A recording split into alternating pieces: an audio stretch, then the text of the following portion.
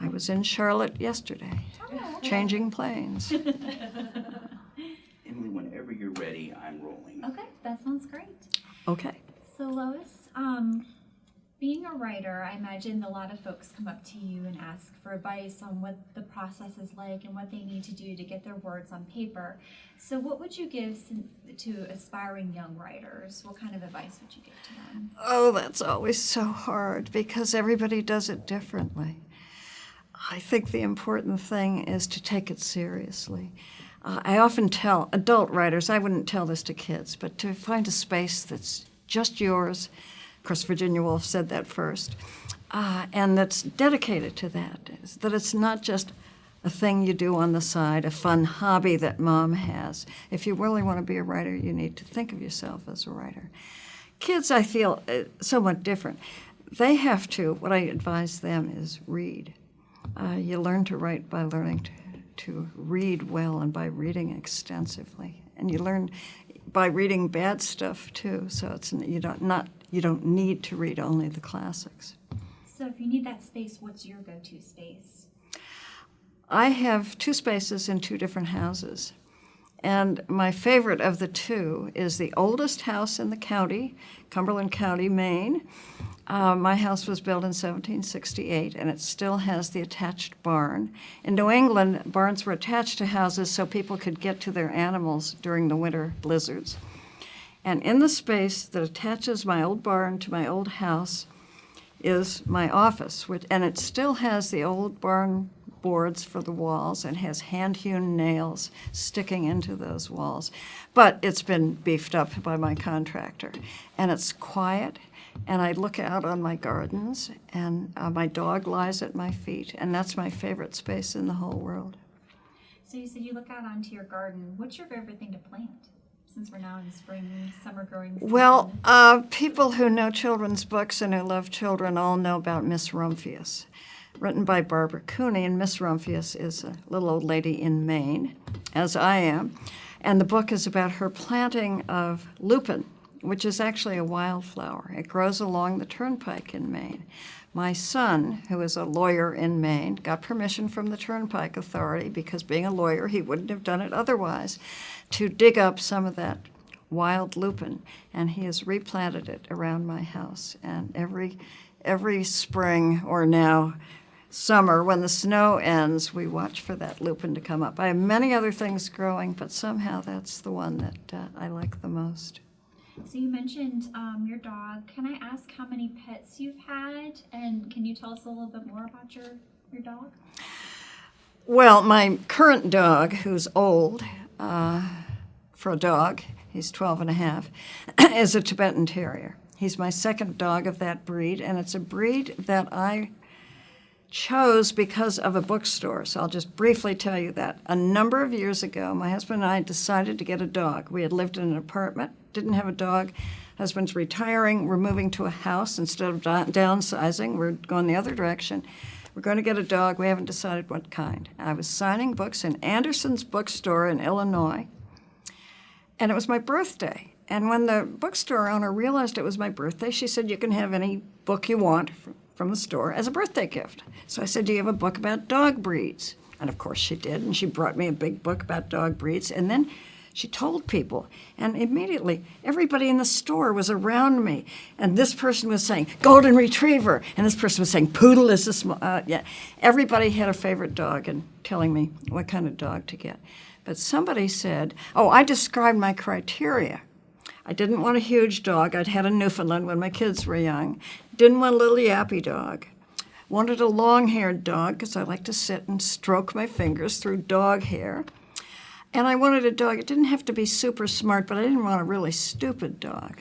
At any rate, somebody said Tibetan Terrier, and I'd never heard of it. Leafed through this book, and there it was. I read the description, and it was exactly what I wanted. Hard to find, though, because they really do come from Tibet, though there are now a few breeders in this country. But at any rate, I got a Tibetan Terrier. He lived a long life, died. My husband and I said, "Well, great, no dog. Now we can travel more." 4 months later, we looked at each other and said, "Let's get another one." So that's the one that I currently have, and his name is Alfie. So I know the other aspect that you had mentioned for aspiring writers was reading. So can I ask, what was the last book that you read, and then what's next on your reading list? I'm embarrassed to tell you the last book I read. On my Kindle, I downloaded it 2 days ago. It's James Comey's book, the most popular book in the country right now, and I did find it fascinating. But I'm moving on now to literature. I assume I don't know yet what it will be because I'm on the road, and I will have to go to my computer, my laptop, which I have with me, and download to my Kindle something from Amazon. At home, I would go to my little local bookstore, but when I'm this way traveling, I download from Amazon. So some wonderful British mystery, probably. Can I ask? I read that you traveled a lot when you were young, growing up, and then also when you first got married. What was your favorite place that you lived in, since you were moving around a lot? I have lived so many places and traveled to so many others that it's very hard to say a favorite. But as far as time living in a place, I love my memories of Tokyo. And yet, I lived there as a child immediately after World War II, when Tokyo was decimated. It was rubble. But I'd grown up in a little town in Pennsylvania, and this was so different. And I was such a curious child and an introvert. So I was an observant child, and I just loved being in that new place and being with people who were different from me. And there was, even though I described how damaged Tokyo was, there was still a very colorful quality to it. If you go to Tokyo now and you go to the place where I lived, it's like a big noisy city. And I'm sad to see that. I've gone back a number of times. I still love Japan. I love the rural areas of Japan. So I also read that you had said that you were married young and that you went back and got your degree, correct? And then you said that really helped you kind of dive into your love of writing. What would you say to folks who maybe don't necessarily are on that path where it's like high school, college, job, who maybe have kind of are thinking about going back and getting their degree? What advice would you give to them? You know, times are different now from when I was young, but when I was young, I was born in 1937, the trajectory often was, for an educated family, high school, college, until you found a husband. And that's what happened to me. I married just after my 19th birthday because I went to college, suddenly had a boyfriend. He was graduating, and so whoosh, I left college behind. Now, in the intervening years, it's become, and I watched this with my own kids, high school, college, job, marriage if they marry. But now what I'm seeing is high school, do something else and then go to college. And I guess what I'm saying is whatever works for that individual person is the right thing. I have a grandson. I noticed on Facebook last night from my hotel room that my grandson had visited a couple colleges yesterday. He's going in next fall to his senior year of high school, so he's choosing colleges to apply to. He has an older brother who's finished high school and isn't in college. It wasn't for him yet. And so I don't really have advice. I think people should do what works best for them. I don't recommend marrying at 19. What is one thing that you would say to the world right now in the current climate that we're in? I know that's kind of a... And can you solve all our problems? I don't know. If you're a praying person, maybe that's what I would recommend. Have hope. It's got to get better because it couldn't get much worse. That's my opinion. And then finally, who would you say has influenced you the most over your life and over your career? That is so hard.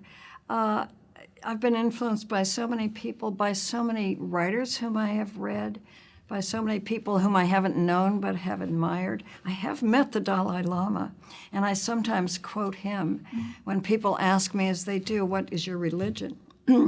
I say, I like the religion of the Dalai Lama, who says, my religion is kindness.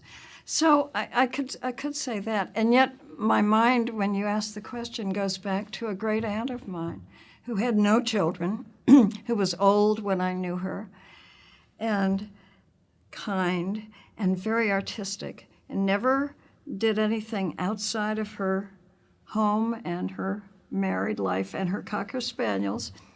But she didn't do anything public, but she painted watercolors and she wrote poetry. And I would visit her and she would do that with me. And she taught me the value of solitude, I think, and quiet.